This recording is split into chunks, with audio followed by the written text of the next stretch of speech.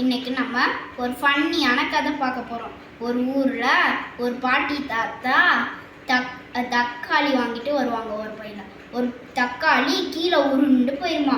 பாட்டி பிடிப்பாங்களா பிடிக்க முடியாதான், பாட்டி தாத்தா பிடிப்பாரா பிடிக்க முடியாதான். ரெண்டு பேரும் சேர்ந்து பிடிச்ச உடனே பிடிச்சிட்டாங்களாம்.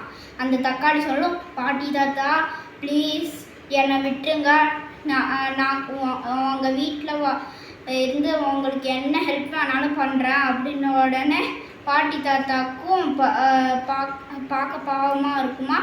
ஹெல்ப் பண்ணுறேன்னு சொல்லுதில்ல அப்படின்னு சொல்லி விட்டுருவாங்களா. அப்புறம் வீட்டுக்கு போன உடனே நிறையா ஹெல்ப் பண்ணுமா அந்த தக்காளி. ஒரு நாள் கதவு பக்கத்தில் உட்காந்து வேடிக்கை பார்த்துக்கிட்டு இருக்குமா. பசங்கள்லாம் ஸ்கூல் முடிச்சு வீட்டுக்கு போயிட்டு இருப்பாங்களா. அப்போ தக்காளிக்கும் ஸ்கூலுக்கு போகணும்னு ஆசை வந்துடுமா. பாட்டியை கூப்பிட்டு பாட்டிக்கிட்ட சொல்லுமா தக்காளி. பாட்டி சொல்லுவாங்க, அப்படியா ராஜா, நாளைக்கு தாத்தா கிட்ட ஸ்கூலில் சேர்த்து விட சொல்கிறேன் அப்படின்னு சொன்ன உடனே ஓகே பாட்டின்னு சொல்லும் தக்காளி. அப்புறம் ஸ்கூலில் சேர்த்து விட்ருவாங்க.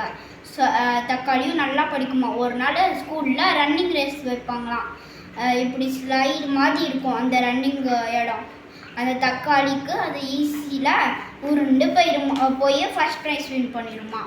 ஃபஸ்ட் ப்ரைஸ் வின் பண்ணிவிட்டு போய் பாட்டிக்கிட்ட காமிக்குமா.